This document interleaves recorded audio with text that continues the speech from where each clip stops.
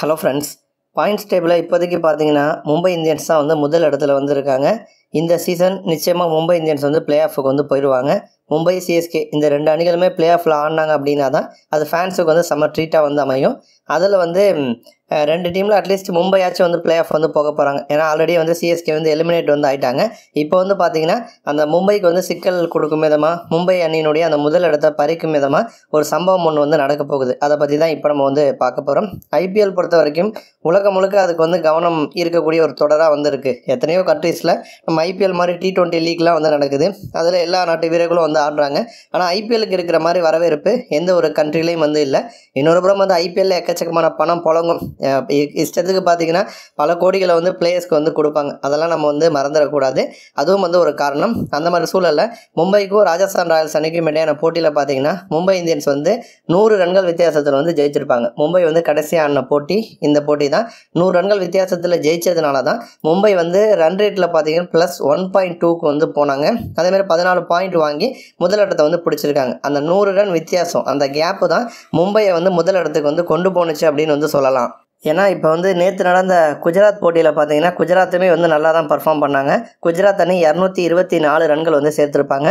அடுத்த அண்ணன் ஹைதராபாத் வந்து முடிஞ்ச வரைக்கும் வந்து போராடினாங்க. அபிஷேக் சர்மா, கிளாசன் வந்து முடிஞ்சதை வந்து பண்ணாங்க. பட் வந்து மேட்ச் வந்து சக்ஸஸ்ஃபுல்லாக ஃபினிஷ் பண்ண முடியலை. நிதிஷ் ரெட்டி, பேட் கமின்ஸ் இவங்க வந்து ரெண்டு பேரும் ஏதோ முடிஞ்சதை அடித்து நாட் அவுட் பேட்டராக இருப்பாங்க. 186 ரன்கள் வந்து சேர்த்துருப்பாங்க. இப்போ இதனால் பார்த்தீங்கன்னா குஜராத் அணி 38 ரன்கள் வித்தியாசத்தில் ஜெயிச்சிருப்பாங்க. அப்போ வந்து சன்ரைசர்ஸ் ஹைதராபாத் வந்து மோசமாக வந்து தோக்கலை. ஒருவேளை மோசமாக தோற்றுருந்தாங்கன்னா இந்நேரம் குஜராத் வந்து முதலிடத்தை வந்து பிடிச்சிருப்பாங்க. ஏன்னா குஜராத் வந்து தற்போதைய ரன் ரேட் அடிப்படையில் பார்த்தோன்னா +0.8 வந்திருக்காங்க. மும்பை வந்து +1.2 வந்திருக்காங்க. அப்போ மும்பை இந்தளவுக்கு ஜெயிப்பதற்கு முக்கியமான காரணம் அந்த போட்டியில் ரோஹித் சர்மா மற்றும் ரிக்கல்டன் ரெண்டு பேருமே அரை சதம் அடிச்சிருப்பாங்க. அதில் வந்து ரோஹித் சர்மா வந்து 36 பந்தில் 53 ரன் அடிச்சிருப்பார். ரிக்கல்டன் 38 பந்தில் 61 ரன் வந்து அடிச்சிருப்பார். அதுக்கப்புறம் வந்து ஸ்கை மற்றும் பாண்டியா இவங்க ரெண்டு பேர் மேட்ச் வந்து ஃபினிஷ் பண்ணியிருப்பாங்க. இப்போ இந்த கேமில் ரோஹித் சர்மா 7 ரன் அடிச்சிருந்தப்பவே அவர் வந்து அவுட் ஆகிருக்கணும். ஆனால் வந்து அது வந்து நடுவர் செஞ்ச மிஸ்டேக்னால பார்த்தீங்கன்னா அது வந்து அவுட் இல்லாமல் போயிடுச்சு. அதாவது வந்து ரோஹித் சர்மாவுக்கு வந்து அவுட் வந்து கொடுத்துருப்பாங்க நடுவர்கள். ரிவ்யூ எடுக்கணும். ரோஹித் சர்மா வந்து எடுக்கலாமா வேணாமான்னு டிஸ்கஸ் பண்ணிட்டு இருந்திருப்பார். டைம் வந்து முடிஞ்சிருக்கும். அந்த டிஆர்எஸ் எடுப்பதற்கு டைம் வந்து 15 செகண்ட் தான் கொடுப்பாங்க. அந்த 15 செகண்ட் முடிஞ்சு போச்சு. அதுக்கப்புறம் ரோஹித் சர்மா ரிவ்யூக்கு கேட்டிருப்பாரு. நடுவர்களும் வந்து அலோவ் பண்ணியிருப்பாங்க. ரிவ்யூவில் பார்த்தா அது வந்து நாட் அவுட் அப்படிங்கிற மாதிரி முடிவு வந்திருக்கும். அப்போ ரோஹித்துக்கு ஃபேவராக வந்திருக்கும். அப்போ எப்படி அலோவ் பண்ணீங்க அப்படிங்கிற மாதிரி அது பெரிய அளவில் சர்ச்சையாக இருந்துச்சு. இன்னொரு புறம் குஜராத்துக்கும் சன்ரைசர்ஸ் ஹைதராபாத்துக்கும் இடையான போட்டியில் சுமன் கில் வந்து அவுட் ஆன விதமும் பார்த்தீங்கன்னா பெரிய ஒரு சர்ச்சையாக வந்து மாறி இருக்கு. அது வந்து அவுட் இல்லை, கீப்பருடைய க்ளவ் தான் வந்து ஸ்டெம்பில் வந்து பட்டிருக்கும். பால் வந்து ஸ்டெம்பில் படவே இல்லை. ஆனால் நடுவர் வந்து அவுட் வந்து கொடுத்துருப்பாங்க. அப்போ களத்தில் இருக்கக்கூடிய நடுவர்கள் சரியாக கவனிச்சிருக்க மாட்டாங்கன்னா 3வது அம்பையர் 4வது அம்பையர்லாம் வந்து இருக்காங்க. அவங்க திரும்ப ரீப்ளேல பார்த்து தான் ரிசல்ட் வந்து கொடுக்குறாங்க. அப்படி இருந்துமே எப்படி இப்படி தப்பு நடக்குது அப்படின்னு சொல்லிட்டு ஐபிஎல் நிர்வாகம் இந்த விஷயத்தில் வந்து ஸ்ட்ரிக்ட் ஆக்கிறதுக்கு வந்து முடிவு பண்ணுறாங்களா.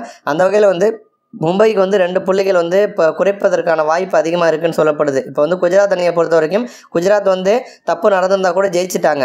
அதில் வந்து பாதிக்கப்பட்டது வந்து கில்லு தான். பட் அவரோட டீமே வந்து ஜெயிச்சிருச்சு. பட் மும்பை போட்டியில் வந்து பாதிக்கப்பட்டது ராஜஸ்தான் ராயல்ஸ். ஏன்னா ரோஹித் மட்டும் அந்த டிஆர்எஸ் எடுக்கிறதுக்கு அலோவ் பண்ணலை அப்படின்னா அப்போவே ரோஹித் சர்மா 7 ரனில் அவுட் ஆயிருப்பார். ரிசல்ட் வந்து எந்த மாதிரி வேணாலும் வந்து மாறி இருக்கலாம். அதனால் வந்து மும்பைக்கு வந்து 2 புள்ளியை வந்து குறைக்கணும் அப்படிங்கிற மாதிரி நடுவர்கள் மேலே இருக்கக்கூடிய அந்த குற்றத்தை வந்து ஒத்துக்கிறதுக்கு இதுதான் வந்து ஒரே வழி. இனிமேல் இந்த மாதிரி தான் பண்ணணும் அப்படின்னு சொல்லிட்டு நிறைய பேர் வந்து ஐபிஎல் நிர்வாகத்துக்கிட்ட வந்து ஒரு கோரிக்கையை முன் வச்சிருக்காங்க அப்படின்னு வந்து சொல்லப்படுது.